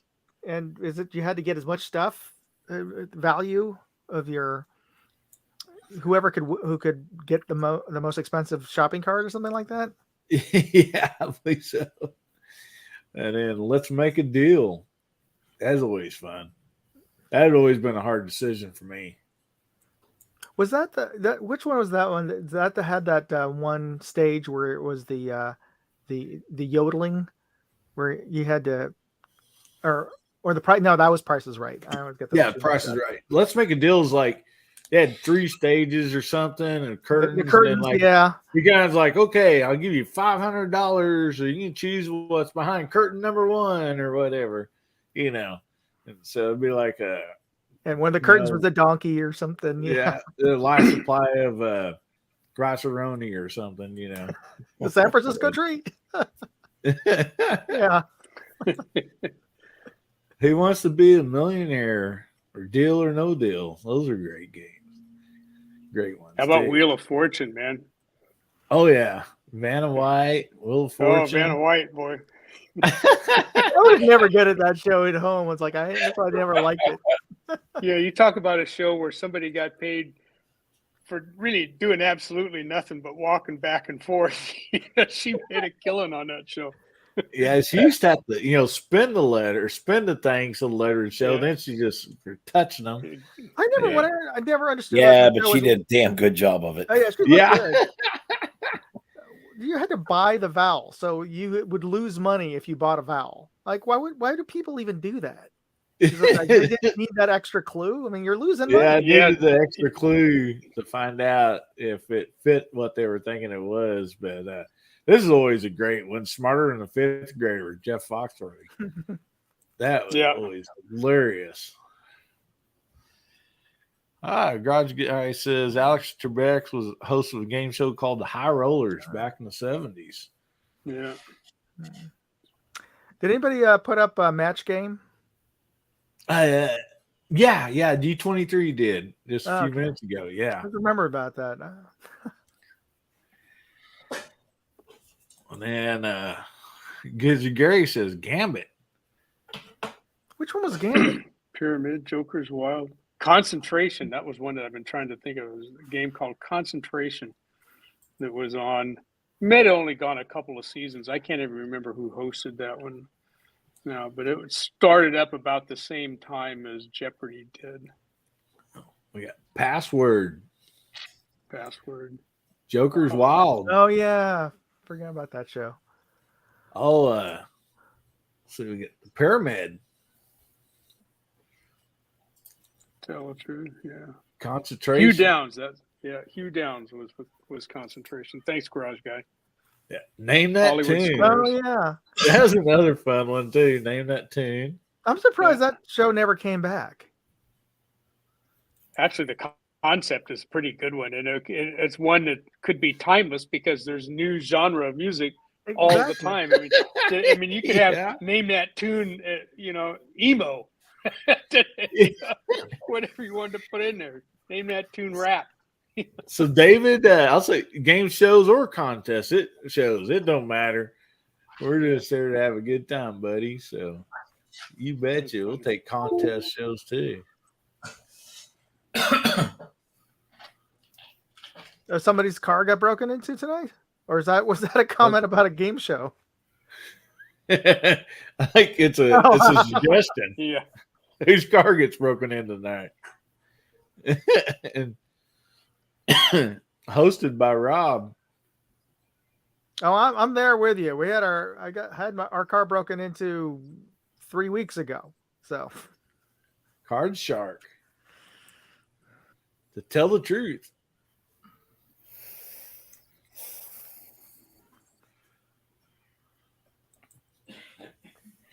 There's Well, we another were up early and at the airsoft field today, so I was out in the cold. I'm starting to flag before I end up falling asleep on the live show. I'm going to go to bed. All right, All Mark. Thanks for joining us, buddy. Is there anything you want to plug before you go? No, I don't have anything really upcoming. Just I did put a video out today of a holster that I put together, just the whole process of it. Nothing too important. I might have do not some, watched it yet. I've seen it today, and I just didn't have time to go watch it, but I plan on watching it either tonight or tomorrow. So I might do some reloading for 32 or 38 or 357, but I won't do anything really on YouTube. I might put something up over in Rumble, but that's about it. So good night, all. Have a great week. good night, Mark. night. Have a good evening. Thank Good you. night, Mark. You. D23 says Gary Gizzard is older than the radio show, so he knows all the game shows. I saw that listing up there for Hollywood Squares. That was a great show Oh, yeah. with Paul Land. Paul Lynn. Yeah, not a bad Paul Lynn. Yeah, he was a character. Oh, I think I'm done. Joker's Wild. Yeah. Yeah, it's think getting time for time. me to get back. Yeah, you guys are All right. for you guys on the East Coast. I No, totally we're on the understand. west. Oh, okay, everybody. So Yeah, well, Hillbilly's yeah, the only one on the East Coast left. Hillbilly's the only one that's on. He's on Central Time, so he's not. I'm on too bad. Central. So, Okay. Yeah. yeah. But, all right. You fix to jump off, Mac, man? Yeah, I'm gonna go sit with the wife for 5 minutes before going to bed, and See, he's not on the right coast. He's just old. He's like me. That's my excuse. That's the only excuse I can come up with. Mac had about five videos that popped out today or something like Good that. for He had a you. bunch of- He got up early and started a live stream this morning and had Oh, several yeah. others that came up. So Yeah, I put a couple more up tonight as well, just while this was on. So I just put a couple to feed through. So I'm gonna head out, guys. Just gonna obviously I got my live stream Monday night. We're gonna talk about this new Henderson Precision trimmer. So I'm gonna do a little hour stream around that, and maybe pop a couple more videos up tomorrow. So thanks for having me. It was great talking to you guys. Sorry I'm leaving you before you're quitting out, but I'm drooping here as well. Appreciate you having you on here, buddy. We're just gonna stay on for a little bit longer and go over these game shows, and then we'll probably be getting off here too. Appreciate it. Having you on here, buddy. Thanks for everything, and you have a good evening. Thank you, guys. Speak to you soon. Good night, Mac, man. good night, Julian. Yeah. Night.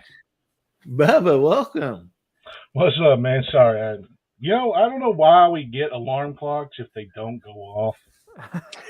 I really don't know why there's any point in having one if they don't go off. But, yeah, so long story short. Well, I'm glad you got up. yeah, I'm glad I did too. Got up with a raging headache. It was wonderful. Oh, no.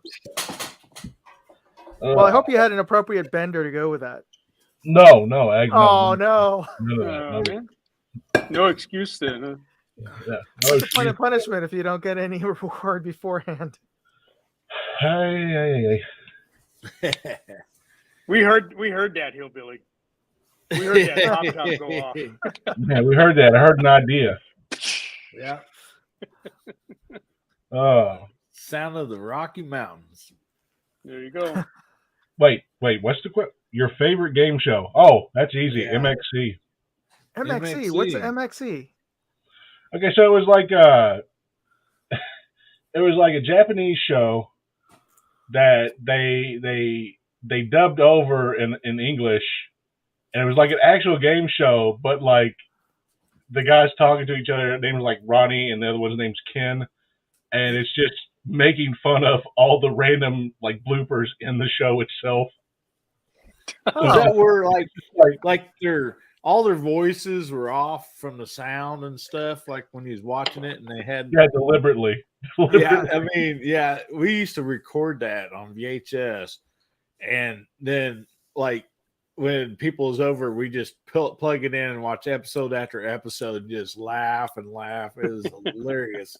That's where they had like the different deals, like they'd be like different contests, like running down the hill or whatever it was. Was that the right one? Was it called MXC? Because in that show where I grew up was, where I was watching it was called Takeshi's Castle.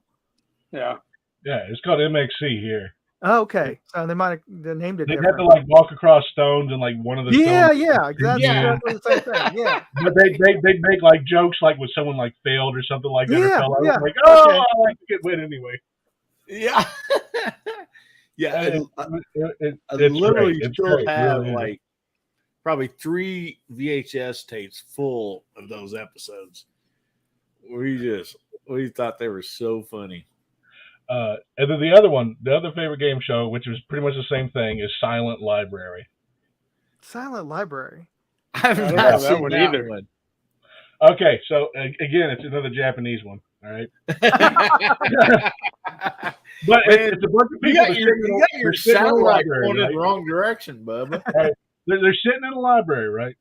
And all of them have to be quiet the entire time they're there, right? But the entire time they're like given random things that they have to do. Okay, like they'll have like cards. It's kind of like old maid or whatever. Like whoever gets the maid has to do whatever the weird thing is. And like they'll have like guys come in and it's like you have to get spanked or something like that. So you got one guy bent over and they're spanking the living crap out of him. Well, Nobody I want can to watch laugh. the show now. And nobody can laugh whatsoever at all. That's hilarious. But it's just like random things like that. Like someone gets like a dead squid thrown at them or something like that. It's random things like that. And none of them can laugh. So the whole entire time they're just sitting there like. So they're trying their hardest not to laugh, and you can see people getting ready to break. I love it. Okay, I I got to love check this out on YouTube. Silent Library. Okay. Yeah, it's definitely on YouTube. We'll get back to that for a second, but real quick, David Wilcott asked the question: does ammo expire? And Walter, I thought you might be maybe the expert on this. It's on the panel, anyhow. Well, I think anybody who's been shooting long enough has, at some point or the other, got a hold of some military ammo from World War I or World War II. You know, certainly from the Vietnam and Korean Wars. That ammo is still good if it's been stored properly. You know, military ammo. If it's your reloads and you did a lousy job with crimping it or something, you know, maybe not so much.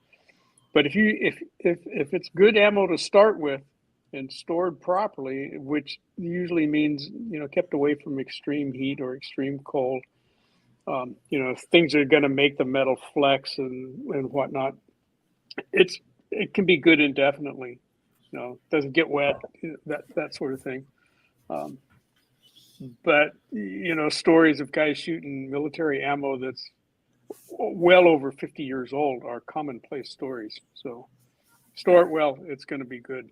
I'll mention an exception to that, though, Which is? and that is one that has to do with cast bullets and powder coating. We have discovered a number of folks, myself included. I conducted a long series of tests myself with various smokeless powders against powder coated cast bullets. And Really? some of the powders, particularly the double based ones, such as Tight Group and Bullseye, will react with the powder coat on the base of the bullet inside the case. And it's a chemical reaction that starts to dissolve the powder coat. And as you guys know, chemical reactions go both ways. And so if it's doing something to the powder coat, it's going to do something to the powder too. We have tested ammo that's been stored in that situation for a year and it still goes bang. But we pull those rounds apart and there's powder adhering to the base of the bullet and it gets gummy. And so there's an exception there with hand-loaded, you know, ammo. That's not the situation with factory ammo with jacketed or plated bullets, or with cast bullets that are traditionally lubed. It's a powder coat versus the plastic polymer, or versus the probably the nitroglycerin in the smokeless powder. And you can see kind of the same sort of thing happening if you're a reloader and you've left your powder in the plastic powder hopper too long and it starts to degrade the plastic of the powder hopper also. It's kind of the same sort of thing that goes on. So outside of that, ammo can last almost indefinitely. Yeah, and you know, you can ask Kentucky Ballistics, you know, you might be careful buying those old 50 BMG slap rounds either, you know, loaded a little heavy. But, that sounds like a great answer. I mean, so I'm glad you guys are like, you know, keeping an eye on that and everything. So, in the future, you know, what you can save and what you can't. So, I mean, that's really great research on that. Yeah, I tested about 20 different powders with powder coat, and I only had 3 that out of that group of 20 that I tested that showed any kind of reaction, and it was Tight Group, Bullseye, and BE86. But all the rest of them were good, and that doesn't mean you can't use those powders. It just means you don't want to store your ammo, powder coated ammo, for very long. You know, I'll still use Tight Group and Bullseye because they're great powders, but I load them and then shoot them that week.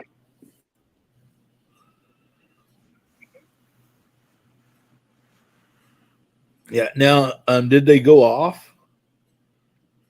Or, I mean, what was when you noticed the problem with them, they actually went off and everything, but just lost velocity or?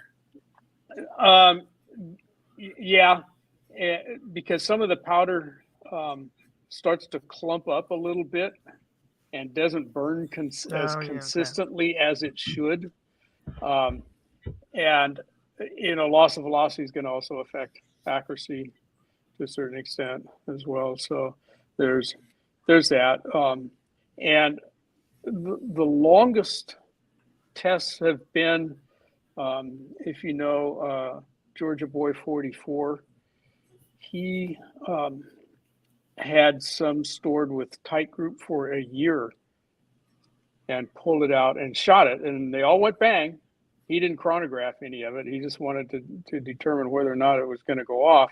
And he said that he couldn't tell for sure whether they felt any different or not, but he ended up pulling them all down after he figured out that it wasn't good. And then Broke Loader 2 also did an extended test and pulled some apart that had been loaded for almost a year, not quite, and found that the powder was sticking and adhering to the insides of the case wall and clumping up, and the powder coat on the base of the bullet was turned into a gum. And that can happen after as short a time as a week. That reaction is noted. Oh, wow. That's pretty quick. David Yeah. Wilcott asked, "What does slap mean on slap rounds?" And I can't remember what the S stands for, but it's light armor penetrator. What was the S? I can't remember. But anyway, they were military. Most military armor penetrating rounds. I do not remember what the S stood for. Is it solid? I'll look that up. Yeah, we'd have to look it up.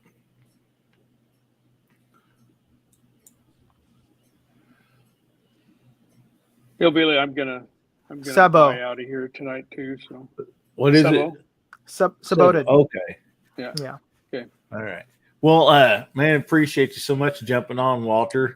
Yeah. We ain't gonna be too far behind you. Anything you'd like to plug on your channel and stuff? Nothing And also, particular. are you and Moondog ever going to collab? We had talked about it. We talked about it, yeah. 100 miles apart. Yeah.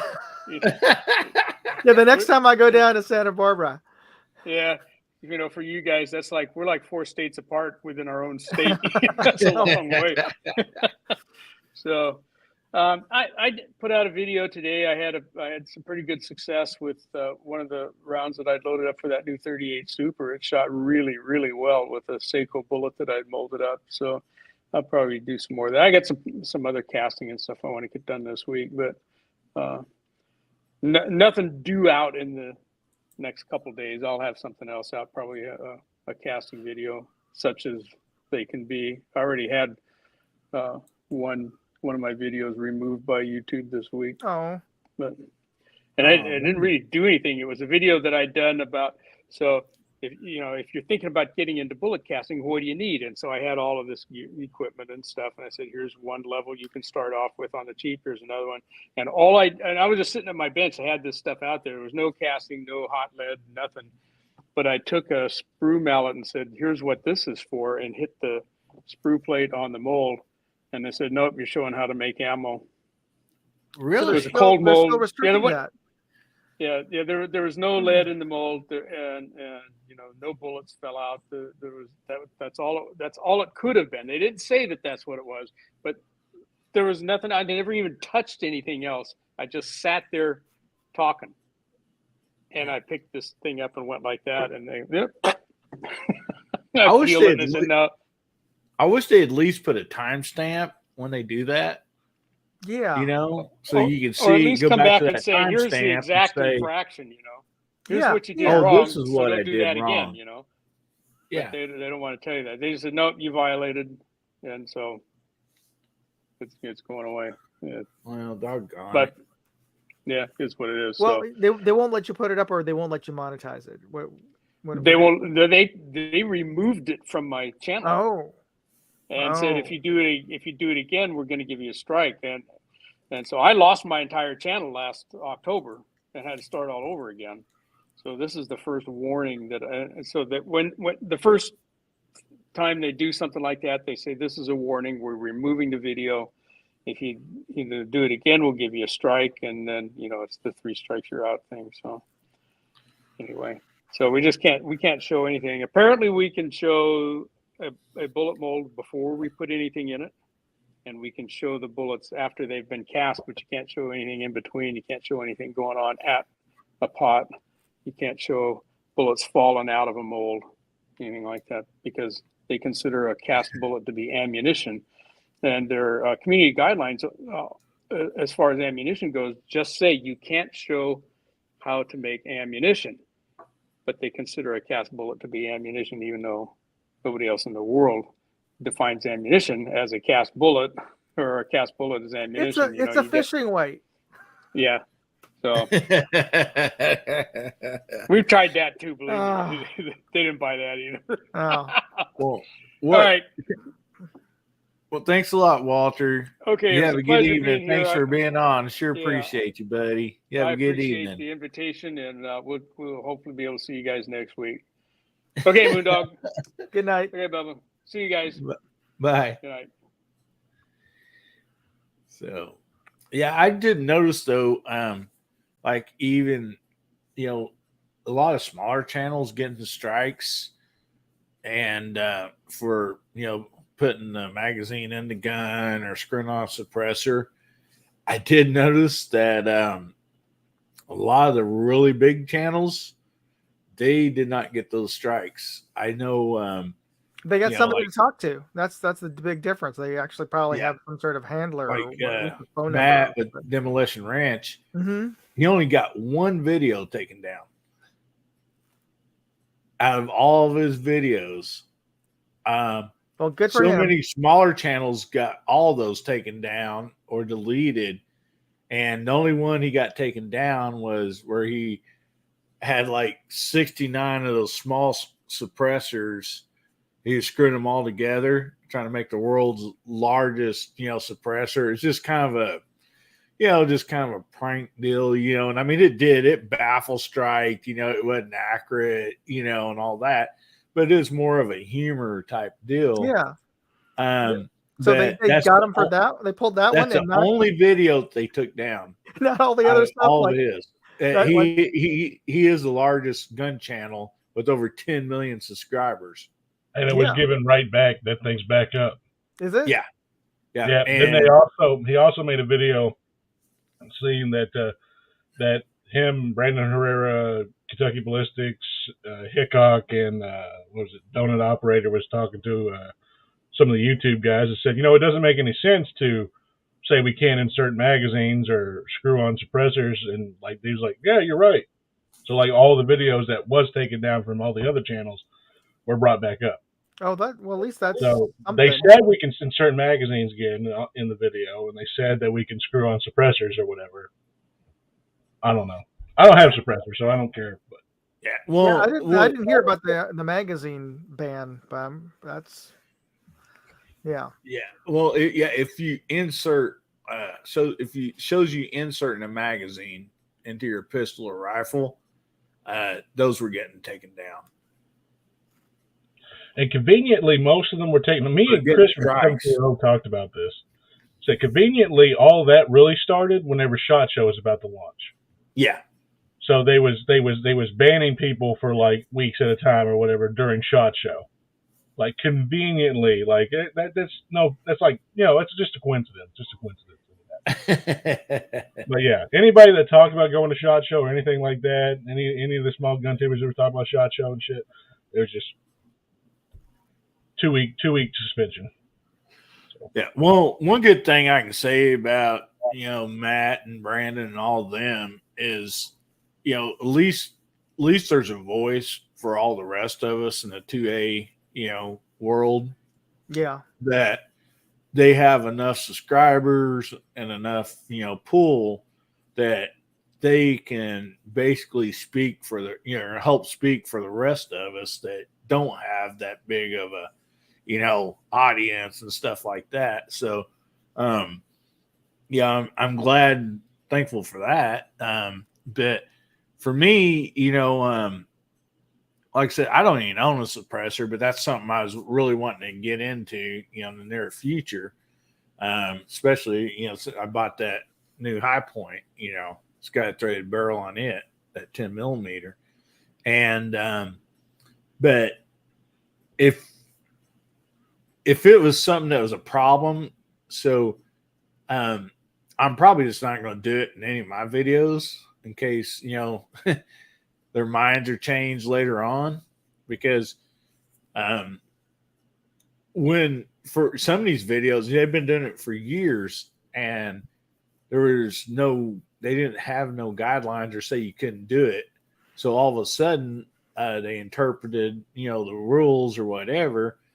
And so nothing was grandfathered in, they went way back and gave out strikes and all warnings and all that.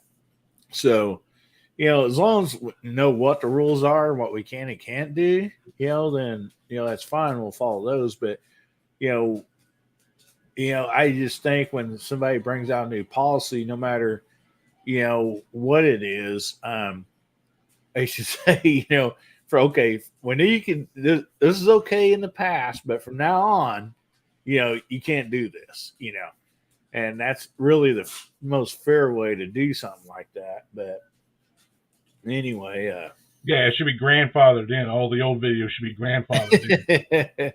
Yeah, I mean, that's what I would think, but,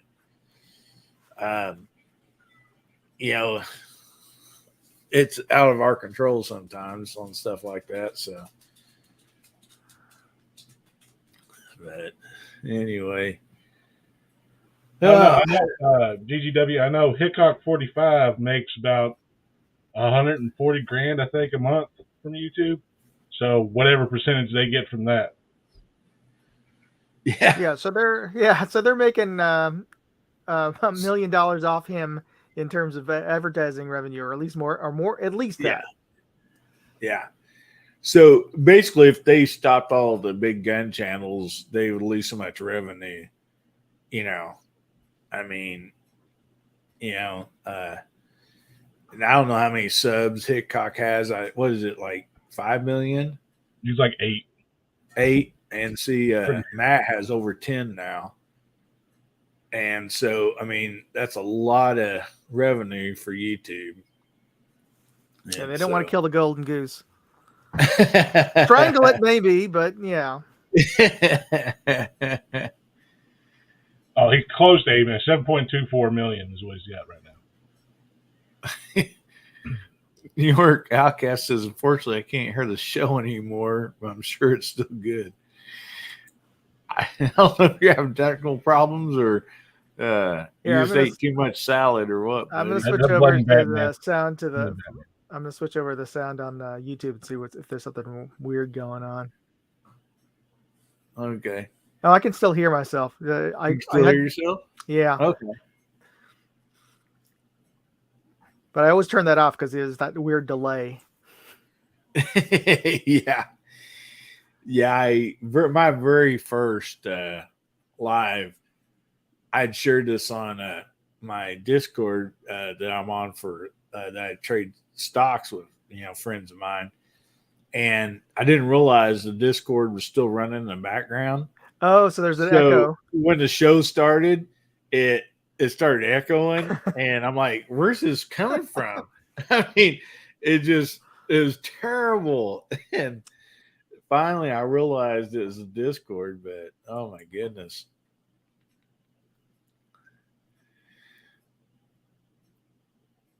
So, man,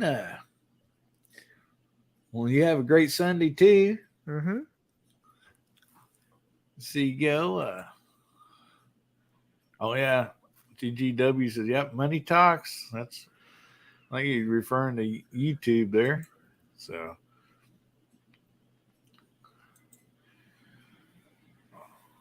But anyway, I know it's getting late for a lot of people. So anyway, I guess we'll go ahead and wrap this thing up. I appreciate everybody on the side chat for being here. I appreciate everybody in the panel. And so we'll just kind of go around the room here and let you guys plug your what you got coming up and stuff. Bubba, you got anything coming up? I got a few things. All right. But, not Did too much. you get any more of those patches of Moses? No. But I want to. I've been asking just to send me patches like crazy. Yeah, it's like, hey, those were so funny, man. Oh, I think I still got it up here. Hold on. Yeah. Here, let me blow you up here. Mil-Spec Moses, everybody. Carrying an AR, nods, and an Agilite body plate from AgiliteGear.com. I love that. I love that body plate. Instead of the I Ten love Commandments, he's got the body plate up. That's so funny. It's great. Yeah, that's Mil-Spec Moses. But yeah, that is hilarious. All right, well, we'll be looking forward to some new videos there, Bubba.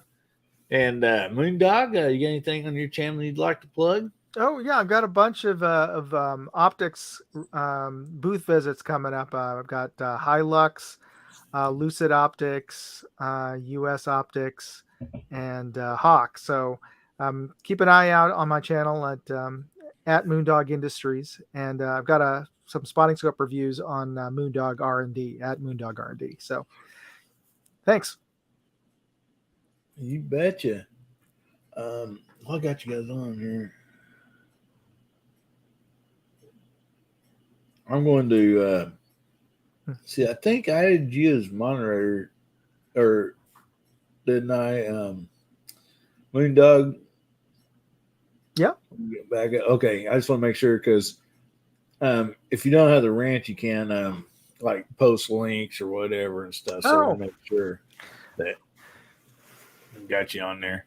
So anyway, I want to thank you guys so much. And so what I got coming up this week, oh man, I think we're still gonna have a nice day tomorrow. We've had a lot of rain, and it's almost like every day, which a lot of people have. And I just finally was able to find one of the High Point JPX 10 millimeter pistols. So I got that in just a couple days ago, and I've not even got to shoot it yet or anything because of the raining and all that. So I'm excited to do a video about that.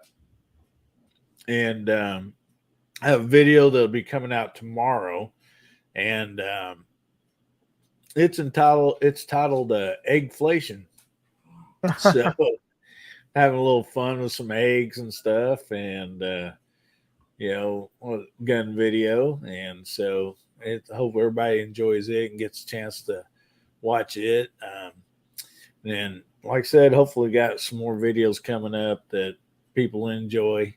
So anyway, I appreciate everybody in the side chat for being on tonight. I really enjoyed it. I hope y'all enjoyed the topics. I know I have, and I hope that people on here or somebody rewatching this or listening to it, hopefully we answered some great questions, for people, especially like first-time buyers, or somebody that's thinking about going into home defense or self-defense. So anyway, and if you have any topics or questions, always feel free, to email me. And I'll put this back up here again. It's got my email on it. Let's see here. Yeah. So anyway, here's this banner. It does have my email on it. And if you're watching this and you'd like to get a hold of me to be on the panel or something, you can always get a hold of me there. We'd love to have you. You don't necessarily have to have a YouTube channel, because we're just open topic here. We like to have fun and just discuss all kinds of different things. So we sure hope you guys all enjoy it. And so anyway, I just appreciate you all being on tonight. And I just want to tell everybody, remember God, family, and country. And do something nice for somebody. Make somebody's day better. I mean, it don't take much. I mean, say hi to them, give them a pat on the back, tell them one of those silly, dad jokes, anything, And anyway, if the good Lord's willing and the creeks don't rise, we'll be seeing you again. Good night, everybody. Say good night. Good night, folks.